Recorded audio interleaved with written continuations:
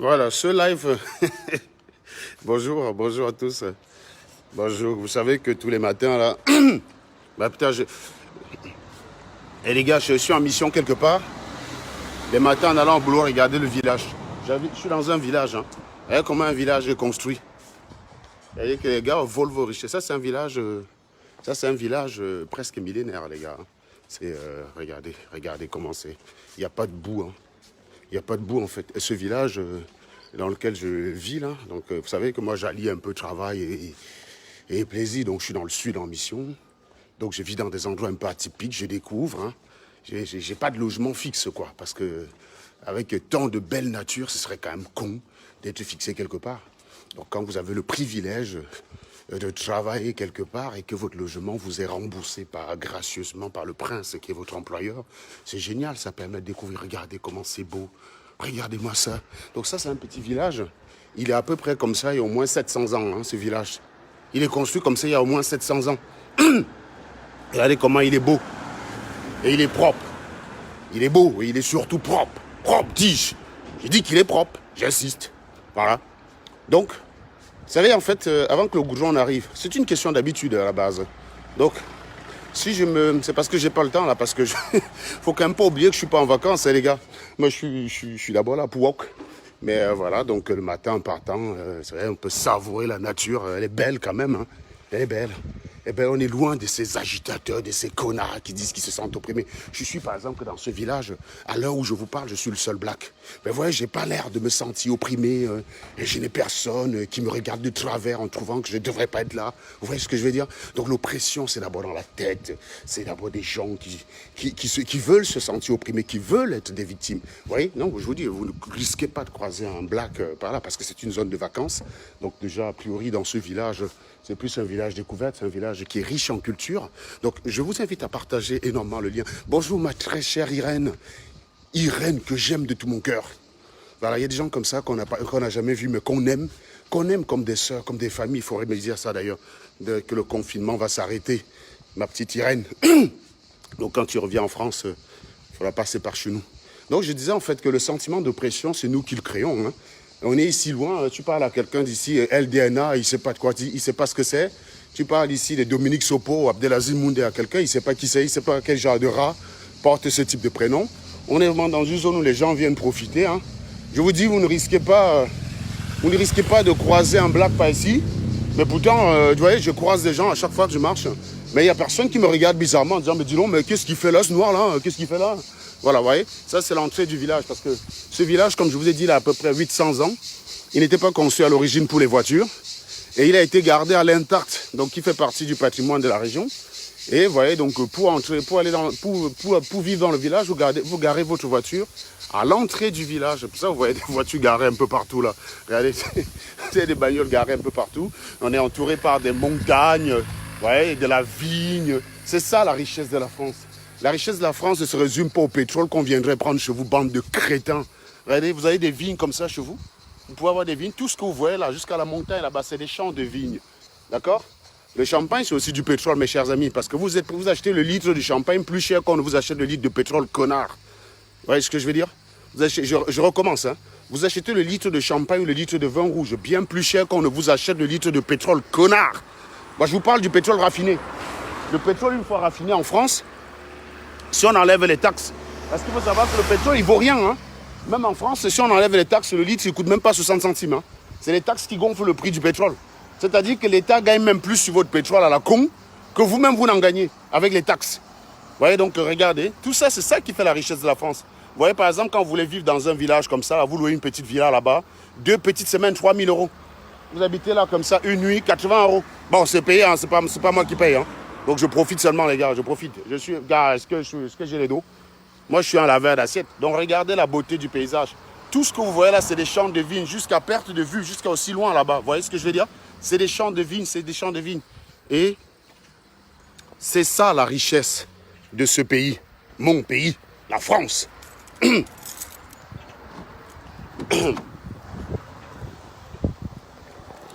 Alors, hop.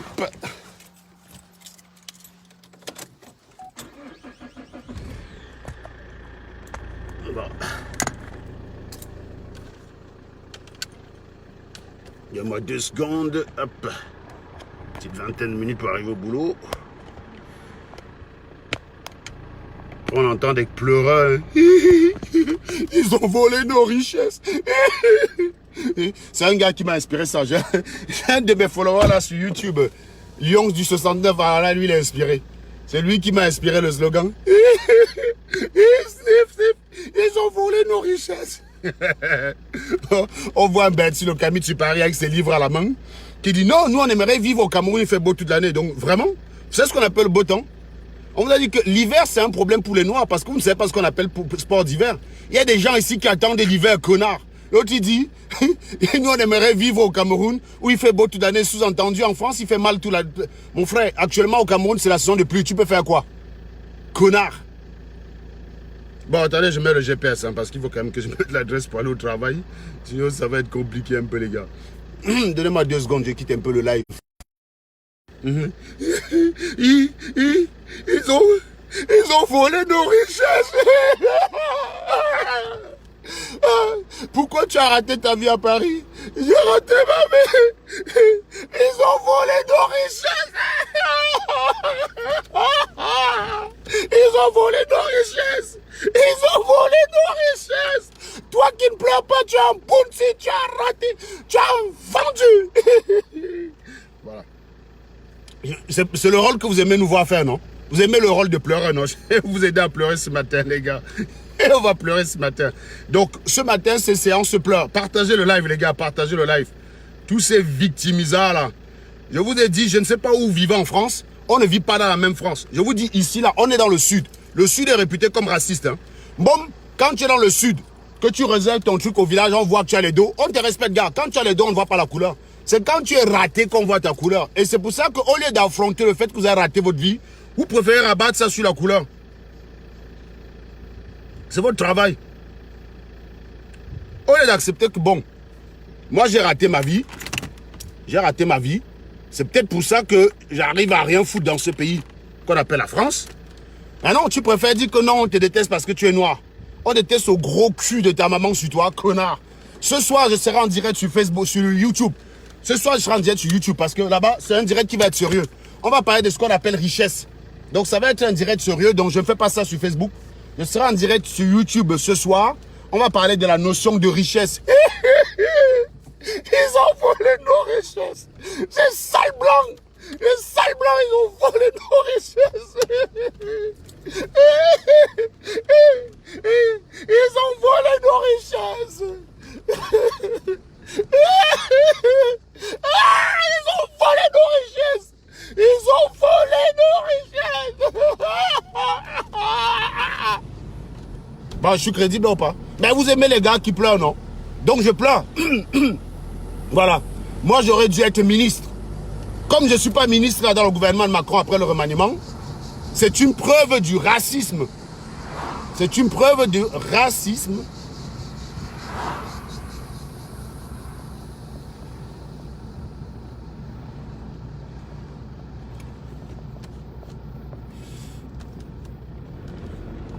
C'est une preuve du racisme si je ne suis pas ministre. Les Français, vous êtes des racistes. Voilà. Et puis vous avez volé. Vous avez volé nos richesses. On est opprimés. Être noir, c'est dur d'être noir. Regarde, il y a des pompiers qui sont là à côté. Si j'étais en train de mourir, je les appelais, ils viennent me sauver. Ils ne me sauveraient pas parce que je suis noir. Ouais, les pleureurs. On va pleurer, les gars. Vous aimez les pleureurs? J'ai l'impression que ceux qu'on aime le plus, c'est les pleureurs. Donc, je vais maintenant pleurer. Je pleure maintenant dans mes lives. Je pleure dans mes lives. Parce qu'on nous a volé nos richesses. Tous ces gars qui volent l'argent au Cameroun, c'est pas eux, c'est la France. La France a volé nos richesses. Voilà.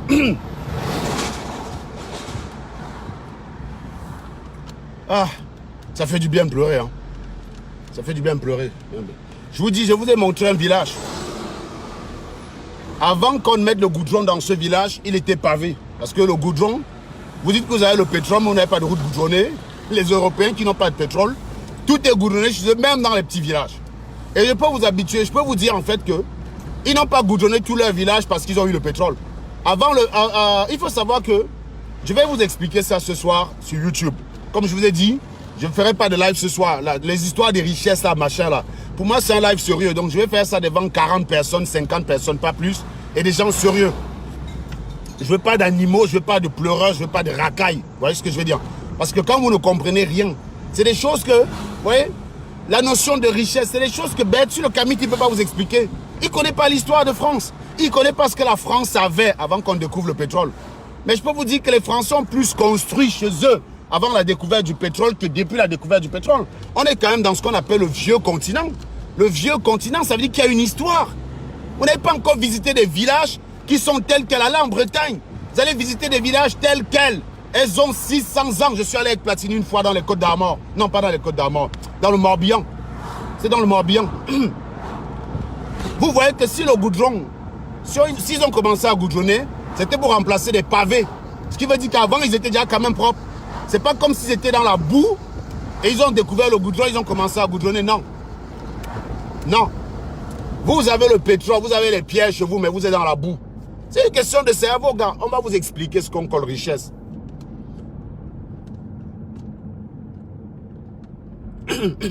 On va vous expliquer ce qu'on appelle richesse. Parce que beaucoup de ces animaux-là ne savent pas ce qu'on colle richesse. Ils viennent là dire, ils pillent nos richesses. Et c'est toujours des illettrés avec ce genre de langage, quoi. C'est toujours des illettrés, c'est eux qu'on écoute. C'est ça qui est incroyable. C'est ces pleureurs-là, on leur laisse dire des conneries comme ça au micro. Ils ont pillé. Là, je suis là, vous voyez, c'est que de la vigne. Hein. Là, c'est que de la vigne. Hein. Du vin rouge, le domaine du Cabodron, chacun a son domaine. Il y a des gars ici qui sont riches, ils ne connaissent rien du pétrole. Il est riche parce qu'il est producteur de brut. Et quand je dis brut, c'est pas du pétrole brut, c'est du champagne, connard. C'est du champagne.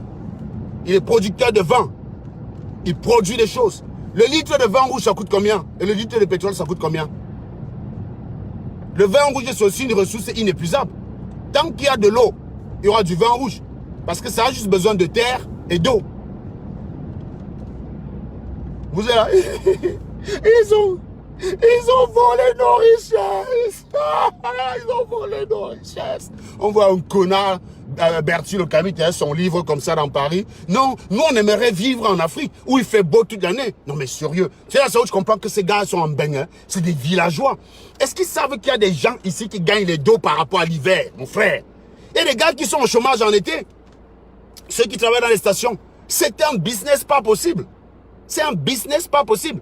Quand l'hiver est décalé en France, mais il y a des gens qui peuvent mettre les clés sur la porte. Vous voilà des villageois qui vivent en Europe. Et c'est eux qui vont aller au Cameroun dire, non, je viens en Belgique, je t'explique. Non, mais tu connais rien en Belgique, connard. Tu connais rien.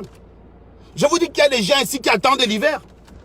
Vous croyez que les gens veulent que l'été dure toute l'année? C'est justement parce que l'été ne dure que 3 mois que l'été a tout son sens. C'est justement parce que l'hiver ne dure que 3 mois que l'hiver a tout son sens. C'est justement parce que le printemps ne dure que 3 mois que le printemps a tout son sens. Si on a le soleil tout le temps, ça donne quoi? Ça donne le désert de Mojave, en Californie. Ça donne le désert du Sahara. Vous pensez que ceux qui sont dans le désert du Sahara n'auraient pas besoin un peu de pluie, un peu d'hiver? Non mais, il nous explique qu'il fait beau tout le temps. Mais voilà, donc nous sommes en été là. À l'été. À Yaoundé là, tu peux faire quoi? Il pleut là-bas tous les jours. Tu peux d'où quoi? Voilà déjà que vous avez été con. C'est parce que vous n'avez pas la notion de vacances que vous avez aligné stupidement vos vacances sur celui d'un beigne. C'est dans la faute à Paul Biya, c'est dans la faute à la France. C'est dans la faute à la France où pour vous, grandes vacances riment avec mauvais temps. Sérieux. Grandes vacances, ça rime avec mauvais temps chez vous. Saison de pluie. Ici, quand il pleut, personne ne peut rien faire. La saison de pluie ici, on fait quoi en saison de pluie? On peut rien faire. On peut rien faire en saison de pluie. Il pleut un peu de temps en temps en été. Mais comme globalement, il fait beau, oui, voilà. Et en plus, il n'y a pas de boue, hein, donc voilà. Là-bas, on est quand même dans un pays, un connard m'explique qu'il aimerait vivre dans un pays où il fait beau toute l'année. Un pays où la pluie compromet tous les plans. Dès qu'il pleut, c'est la boue, frère. Tu voyages comment? Quand il pleut, ton temps de voyage est multiplié par 15. Quand il pleut, le TGV qui roule à 300 à l'heure roule toujours à 300 à l'heure. Les seuls moments où il ralentit, c'est quand il y a trop de neige sur la chaussée, sur la voie ferrée. Et encore ça, c'est très rare. Et tout le business de déblayage de neige, c'est un business qui apporte de l'argent. Le fait d'avoir dégagé la neige sur la route, mais c'est du business. Ça apporte de l'argent. S'il n'y a pas de neige, je mets qu'il est au chômage. Les gens, ils ont leurs conditions de vie, ils sont habitués à vivre comme ça. Ben, va construire ton pays, tu restes là-bas. C'est à cause des écervelés comme vous qu'on ne peut pas avancer au Cameroun. Et quand ça vous dépasse, vous fuyez pour venir en Benkou pleurer. C'est toujours ces villageois-là qu'on écoute. C'est ça qui est énervant en fait. Un gars qui te dit richesse, richesse, il sait ce qu'on appelle richesse. Il ne sait pas ce qu'on appelle richesse.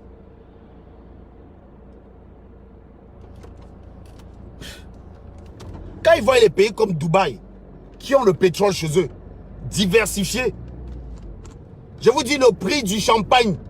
1 litre de champagne coûte plus cher qu'1 litre de pétrole, connard. Je parle de pétrole raffiné, je ne parle pas de pétrole brut. Hein. Parce que le pétrole brut, le baril, c'est quoi? 104 litres. Le baril est à quoi actuellement? 27 $. 104 litres de pétrole, 27 $, pétrole brut. Même aux États-Unis. On vous parle d'un truc, je ne sais pas. Quelqu'un peut regarder le prix du baril là, s'il vous plaît. Regardez le prix du baril de pétrole en ce moment. Je suis au volant, je ne peux pas faire ça. Vous regardez la valeur d'un baril, et vous regardez le prix du baril. Vous dites. Et vous regardez, à titre de comparaison, vous comparez simplement la même quantité en litres. Le prix de la même quantité en litres du champagne. Vous cherchez le champagne le moins cher. Hein, parce que les champagnes, c'est pas échelon, les gars. Hein. Il y a le champagne qui coûte 200 € le litre. Il y a des champagnes qui coûtent 200 € le litre. Mais il n'existe aucun pétrole coûtant 200 € le litre. Hein? Il n'existe aucun pétrole coûtant 200 € le litre. Mais il y a du champagne coûtant même 1000 € le litre. On ne vous expliquera pas que tu prends 1 litre de pétrole, tu stockes là-bas pendant 30 ans. Sa valeur est multipliée par 50. Ça n'existe pas. Ça sera toujours 1 litre de pétrole parce qu'il aura toujours la même quantité d'énergie. À savoir à peu près 40 mégajoules par kilogramme, quoi, vous voyez. Donc, tu peux le mettre là pendant 10 ans. Tu reviens, il fera toujours 40 mégajoules par kilogramme. Donc, il n'y a pas de valeur ajoutée par rapport au pétrole qu'on garde. Ce qui n'est pas le cas du vin, qui prend de la saveur. Il prend de la saveur. Vous voyez ce que je veux dire? Donc, vous êtes toujours là à faire des pleureuses, des pleureuses, des pleureuses. C'est insupportable. Voilà, le baril du pétrole, 30 $. Et un baril, c'est combien de litres, s'il vous plaît? Merci, Blondel. J'ai des gars qui suivent. Donc, il y a 30 $ et 40 $. Nelson trouve 30 $ et Blondel trouve 40 $. On va mettre 35 $ entre les deux. Ouais, on met 35 $. Baril de pétrole, 35 $. Un baril, c'est combien? C'est pas 104 litres par hasard, là? 30 $ après déconfinement, me dit Nelson, que je ne connais d'ailleurs pas. Ce mec, je ne l'ai jamais rencontré de ma vie. Donc 30 $ après le déconfinement. Le litre de un baril, c'est combien de litres, s'il vous plaît? Oui, donc on va dire quelque part 35, hein, 35, voilà. Il y a des gens, ça se discute. Hein. Bah, on va dire, allez, 40 pour être large. Parce que je vois deux personnes qui citent 42 $. Bah, en tout cas, vous voyez que ce n'est pas grand-chose. Donnez-moi la quantité de litres qu'il y a dans un baril, s'il vous plaît.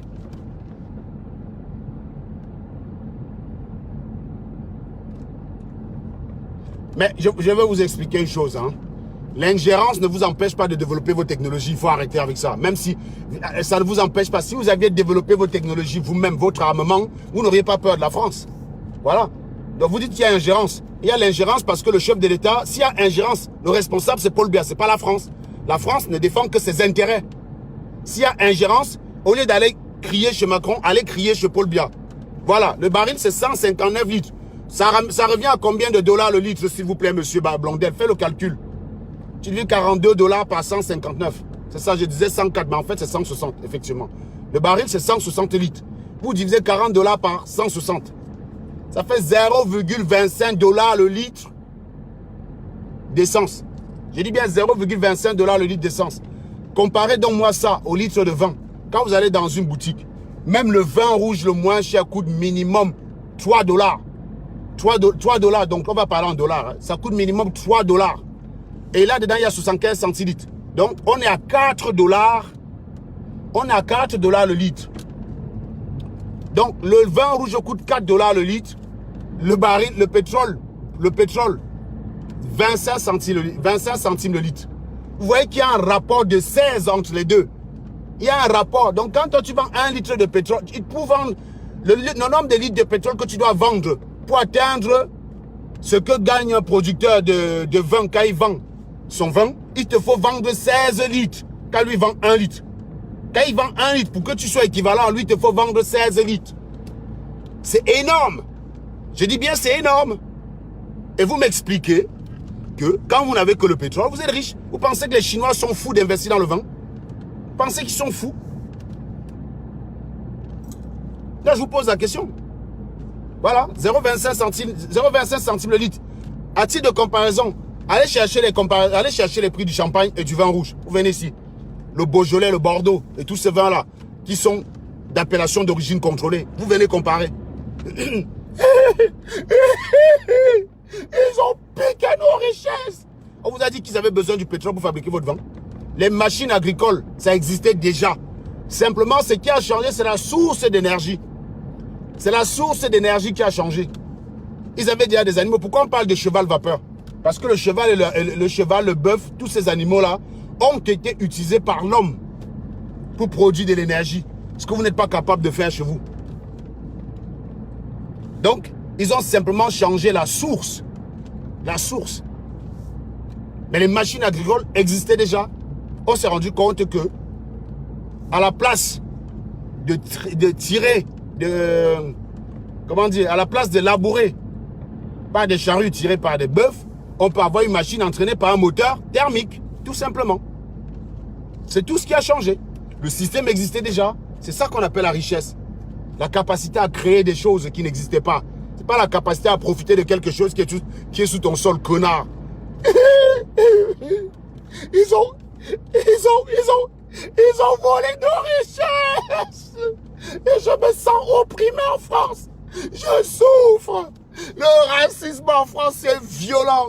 Racisme systémique. Les contrôles faciaux. Je viens de me faire contrôler 50 fois par la police. Vous-même, vous avez vu, non? Je viens de me faire contrôler 24 fois par la police. Ben, je suis sorti de chez moi là, ça fait quoi? Je suis sorti à 8h40. Ça fait 20 minutes que je roule là. Ça fait 15 minutes que j'ai été contrôlé 75 fois. Racisme systémique. Je vous dis. J'étais en train de m'évanouir là tout à l'heure. J'ai appelé les pompiers. Quand ils ont vu que j'étais noir, ils ne sont pas venus. Non, non, on souffre en France. Hein, on souffre en France. Je me demande ce que je fous là. Alors qu'on est bien au Cameroun. Ils ont piqué nos richesses. Des pillards. Ils ont volé nos richesses. Nos richesses. Déjà, je vais vous dire une chose. Quand vous dites nos richesses, tel que je connais le noir, le pétrole qui est au sud-ouest là, si on laissait gérer ça par les gars du sud-ouest, c'est d'abord les gars du sud-ouest qui seraient les premiers à en profiter. Ils auraient d'abord dit au Bamoun, le pétrole c'est sur mon sol, hein. Donc c'est pas chez toi, donc tu fermes ta gueule. Tu fermes ta gueule. Voilà. 7,2 € de raisin pour une bouteille de champagne. Ah voilà. Donc, 1,2 kg environ. Donc, le raisin c'est 1,2, c'est 7 €. C'est environ 7 € le kilo le raisin. Environ 7 € le kilo. Voilà le raisin en fait. 7 € le kilo. Voilà. C'est pas mal ça quand même. Toi, tu es là, un baril c'est combien? 0,26 le litre. Allez, on va dire 50 centimes le kilo. Il y a un rapport de 14 entre les deux. Je vous ai dit, il y a un rapport entre 15 et 14 entre le pétrole et le raisin. Voilà. Quand quelqu'un est producteur de champagne ici, il est aussi riche. Il est aussi riche.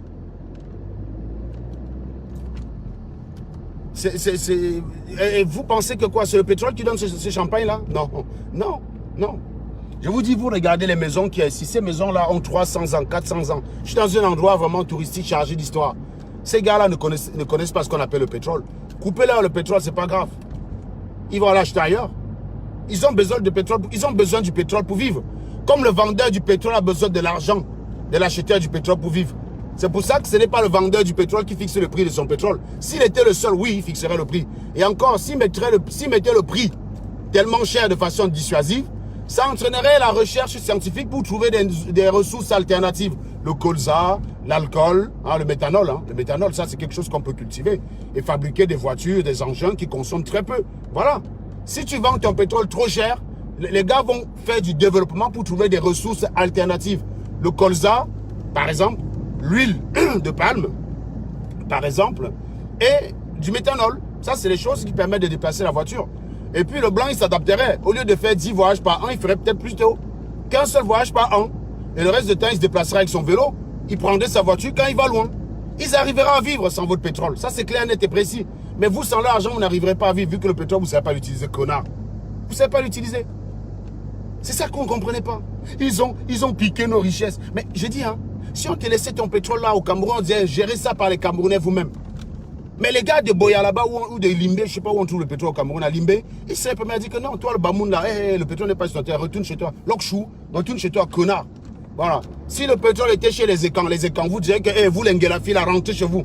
Et évidemment, si le pétrole était chez les Bamileke, les encore les plus égoïstes, les plus raclus, les plus racailles. Les Bamileke, c'est des rats. Ça veut dire que si on peut se débarrasser de cette ethnie-là au Cameroun, vous voyez, on ne sont pas de dératiser les anglophones. Ce n'est pas les anglophones qu'il faut dératiser. Les anglophones sont des bosseurs. L'autre jour, quelqu'un a voulu me prêter le fait de traiter les anglophones de rats. Mais non.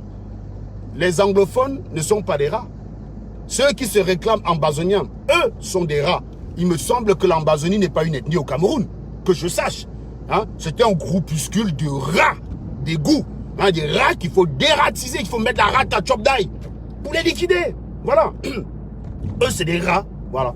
Et ceux qui soutiennent ces rats, majoritairement, ce ne sont pas les anglophones. Les anglophones ne supportent pas les ambazoniens. Ils en ont marre. Ils en ont ras la casquette. Ils en ont ras le chapeau western que j'ai au-dessus de la tête. Ils en ont ras le bol. Par contre, ceux qui les soutiennent, c'est des raclures, Bamileke. C'est des rats d'égout. C'est des rats. Kamto, par exemple. Un rat. Hein? C'est un rat, ce monsieur. De soutenir des rats qui éventrent des femmes, qui coupent les mains, qui décapitent les gens, les gardiens de prison, qui écartèlent les gendarmes, qui tuent les policiers. C'est des rats. C'est des rats. Et soutenir un rat, c'est être un rat. C'est être un rat. Et oui, et je dis, les Bamileke, il faut les éradiquer. Il faut les éradiquer. Ils ne servent à rien. S'il y avait le pétrole en zone Bamileke, pensez-vous qu'ils auraient voulu partager ça avec les Écans? Hein? Non, non, attendez. Vous imaginez le connard qu'on appelle Zui Manto, machin bidule là, qui se Bamileke voyou là. Vous pensez que s'il y avait le pétrole dans son village, il dirait non, c'est une richesse du Cameroun. Il faudrait qu'on partage ça avec les Écans, les Aoussa, les Bassa. Vous avez vu comment ils ont la haine des Écans? Ils vous diraient que retournez chez vous. C'est pas votre pétrole, c'est le pétrole des Bagantés. C'est le pétrole. Zui, c'est quoi? C'est pas Baganté ou c'est Bafoussam, j'en sais rien. Mais je sais même pas à quoi il ressemble ce connard. Il est toujours en train de raconter des bêtises. Vous voyez ce que je veux dire? C'est des mecs qui sont très laids et qui se cachent vraisemblablement derrière les profils, les faux profils. Je suis sûr que si vous regardez à quoi il ressemble, c'est un laid type et forcément sale, comme tout Bamileke qui se respecte et qui dort le porc attaché au chevet du lit. Donc les Bamileke, c'est des raclures. Il faut les éradiquer, ils servent à rien. Un Bamileke sert à quoi? Sérieusement. Les Bamileke servent à quoi? Ils ont déjà créé quoi dans ce Cameroun qui change significativement la vie des Camerounais? Je parle de création qui a vocation à changer la vie des Camerounais. Le Bamileke, il a créé quoi? Il sert à rien. Donc, c'est des rats. Voilà. Donc, comme vous avez voulu dire que c'est les anglophones que j'ai traité de rats, non, non, non, je suis assez clair. Il y a une ethnie, particulièrement dans ce pays, contre qui j'en ai. C'est des BAMS. Ces gars n'ont pas de patriotisme, ils ne connaissent pas la notion de nation. Et si le pétrole avait été chez eux, je peux vous garantir que ça aurait été plus compliqué pour les Camerounais de l'avoir que d'aller chercher le pétrole en Arabie Saoudite. Donc heureusement qu'il n'y a aucune richesse sur le sol des Bamileke. Mais oui, c'est des êtres maudits. Il y a quelle richesse chez les Bamileke? Ils vont se vanter à quoi? S'il y avait le diamant à l'ouest, mais ça aurait été comme s'ils auraient été les élus.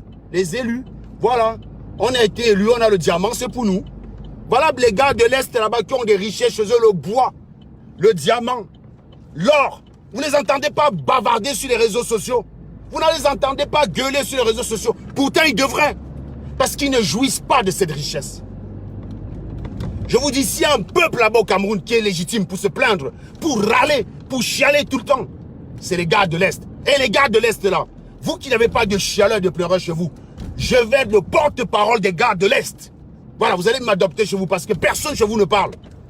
Si quelqu'un est de l'Est là, qu'il me contacte. J'ai envie de discuter avec vos chefs de village là-bas et tout. C'est pas normal. C'est pas normal que c'est les Bamileke qu'on entend chialer tout le temps. C'est chialeurs de merde, putain. Des rats. Des rats. Ils pleurent tous les jours, c'est con. Vous pleurez votre maman. Voilà les gars de l'Est. Ils ont le bois. Ils ont l'or. Ils ont le diamant. Ils n'en jouissent pas. Eux, ils peuvent pleurer. Vous n'avez rien. Même le cerveau, vous n'avez pas. On vous a menti pendant des années que vous, les raclus, les rats bamileke, vous étiez les plus intelligents du Cameroun. Ça se voit, bien sûr. Vous êtes les plus intelligents. Plus intelligents avec quoi? Vous avez fait quoi? On a vu. Pour parler trivialement. Vous avez fait quoi? On a vu. Vous avez vendu les arachides, vous êtes devenu milliardaire. Ah bon, hein? Vous y croyez, vous? Vous y croyez, vous? Vous avez vendu les arachides, vous êtes devenu milliardaire. Ah oui, d'accord. Vous avez créé des quincailleries où il y a faux coups. Des quincailleries où la plupart des produits que vous vendez sont fabriqués chez l'oppresseur blanc. Celui qui pille vos richesses, connard. Tu es millionnaire en vendant les produits de celui qui pille la richesse de ton pays. Mais les gars, soyez cohérents. Soyez cohérents. Tu te fais du bénéfice sur la création, sur le génie de celui qui est accusé par tes villageois, frères du village, de piller les richesses du Cameroun. Tu parles de quoi? Fokou a déjà créé quoi? Est-ce que Fokou a un bureau d'études? Logiquement, dans un pays normal, un gars comme Fokou, il aurait son bureau d'études. Vous voyez Ikea. Ikea, ils ont des bureaux d'études. Ils ont du développement chez eux. Ils ont de la recherche. Fokou a ça? Non. Fokou, c'est simplement vendre ce que les autres ont créé et c'est faire du fric. Fokou est même plus riche qu'Ikea. Fokou est même plus riche qu'Ikea. Ikea reçoit la matière première qui est le bois et il fait sortir des merveilles vendues pas cher parce que fabriquées en quantité industrielle. Facile à monter, facile à adapter. Ça, c'est la recherche, c'est du développement. Et là, c'est pour ça qu'on paye les ingénieurs. Fokou a donc quoi? Fokou a quoi? Fokou a quoi? Kiffer ou machin là? Ils ont quoi? C'est ça. Donc c'est ça pour vous. C'est ça pour vous être intelligent, hein? Ou vendre les arachides, ou vendre la bière. La bière, c'est la création du Cameroun. Bah non, bah non. C'est la recette occidentale encore. La bière.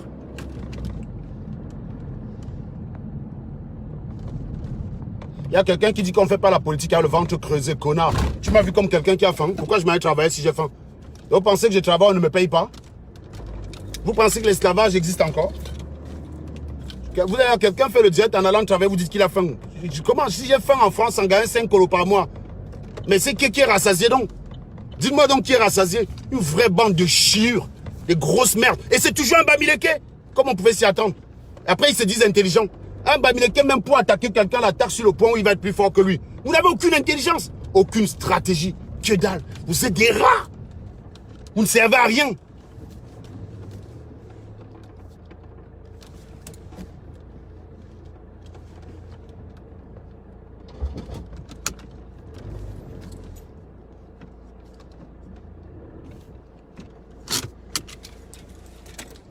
Vous ne servez à rien, vous les bamileke. À rien.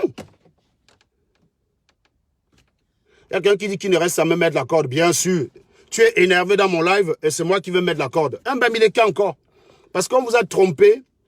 On vous a trompé avec le femme-là. On vous a fait croire que le femme-là existait. Donc vous pensez en fait que vous pouvez être énervé par rapport à quelqu'un et il a un malheur. Ouais. Les bamileke.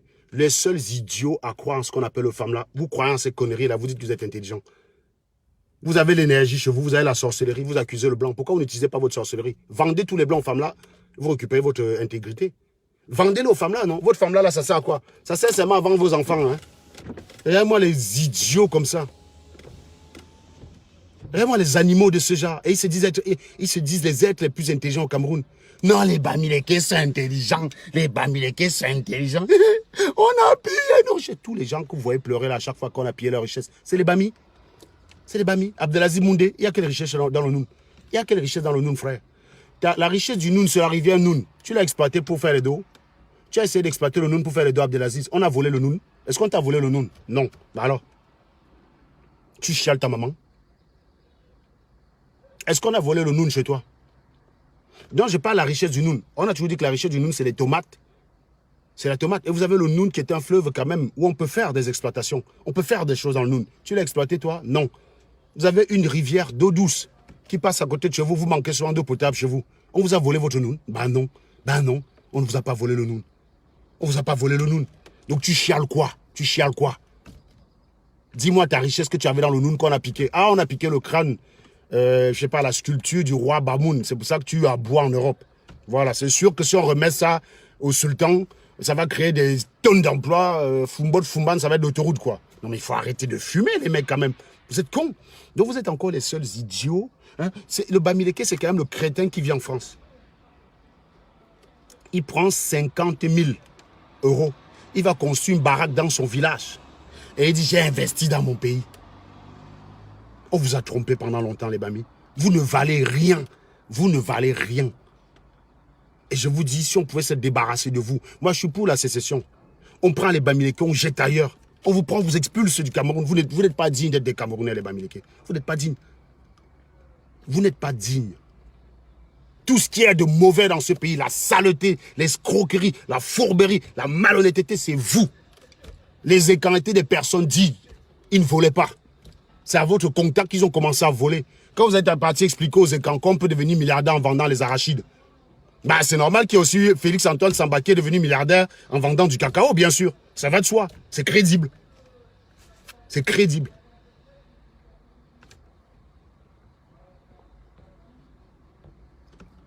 S'il y a un Bamileke qui a des arguments pour défendre les Bamis, il demande la parole, je lui donne. Ne venez pas ici avec les expressions, tu es né par l'anus, tu défends le Bamileke en quoi, Ninjo? Vous voyez, c'est la preuve que vous êtes des idiots. Si moi je voulais défendre les Bamileke, je serais meilleur. J'aurais été votre plus grand avocat. Si je devais défendre les Ni Bamileke, j'aurais été votre plus grand avocat. C'est la raison pour laquelle je suis votre plus grand procureur. S'il y a quelqu'un capable de défendre avec honneur, dignité, argument, cette ethnie de merde, qu'il demande la parole. Je fais un direct spécial pour lui. J'ai dit, je me mets en direct breaking news ce soir pour quelqu'un qui vient défendre les Bamileke. Toujours rester caché, insulté. Des lâches. Des lâches. Un Bamileke te donne rendez-vous dans une gare. Il te dit, je viens, je suis prêt à mourir, débarque avec 3 personnes. Même le courage, vous n'en avez pas. Même le courage, vous n'en avez pas. Des lâches. Des couilles molles. Tous ceux qui étaient au tribunal le 28 février, les 40 personnes qui aboyaient, genre, ils veulent en découdre avec moi. C'était des Bamis.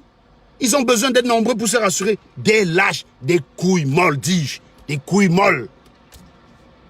Des raclures. Des chiures. De la glairure. De la pourriture. De la giclure. De la vomissure. De l'imposture. Vous êtes à vomir. Remettez-vous en question. C'est vous qui empêchez le Cameroun de se développer.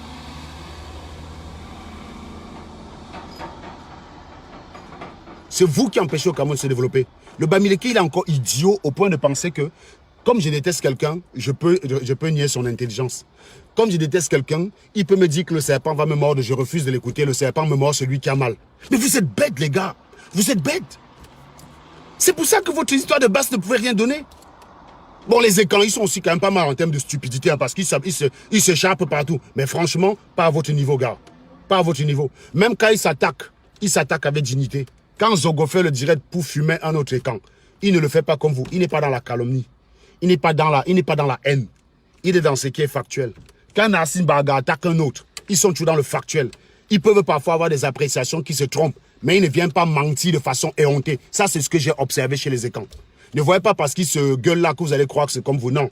Vous, quand vous avez un problème, c'est la haine directe. C'est la haine. La haine. C'est la haine. Il n'y a pas ça chez eux. Ça peut être parfois des petites différences, des petites jalousies, des petits problèmes d'ego. C'est normal. C'est de façon saine. C'est pour ça que le lendemain, ils peuvent se retrouver ensemble et manger. Ce qui n'est pas votre cas. C'est pas parce que Zogo va attaquer Nassim Baga qu'ils vont se voir, ils vont se bagarrer. Jamais. Vous avez vu 2 écans bagarrer en France? Vous avez vu 2 écans? Vous m'avez attaqué avec violence, je vous réponds avec violence, vous êtes prêt à bagarrer. Les gens qui te disent, si je te croise, même mes amis, même je les croise pas par hasard, connard. Même mes amis, même je les croise pas par hasard. Quand je marche comme ça dans la rue, je ne croise pas Maître Corbeau par hasard. C'est un connard qui veut maintenant que je vais croiser par hasard. Il n'y a que des Bamileke pour être aussi idiots. Miser sur un événement aussi peu probable. Il n'a même pas la notion de calcul, de probabilité, de se dire, mais non, quand même, je suis en train de miser sur un truc qui n'a pas de sens, là. Quand même, je fais toute ma vie. C'est-à-dire, je voue ma haine en disant le jour que je croise Serge. Déjà, pour que tu me rencontres et tu puisses assouvir tes vengeances, il faudra que tu me croises dans un endroit où il n'y a que toi et moi. Par exemple, si je me déplace dans une vigne, au milieu de nulle part, il faudrait que toi, tu me croises à Bonsoir en forêt, il n'y a que toi et moi, tu en fais ce que tu veux. Tu me croises dans une gare, tu n'auras pas le temps. Quand on va commencer la bagarre, les gens vont venir séparer. Tu me croises dans un marché, tu vas bagarrer comment? Tu vas me croiser ou à un feu rouge, je serai dans ma voiture. Tu vas entrer dans ma voiture pour me Tu me croises dans le métro, tu vas faire quoi?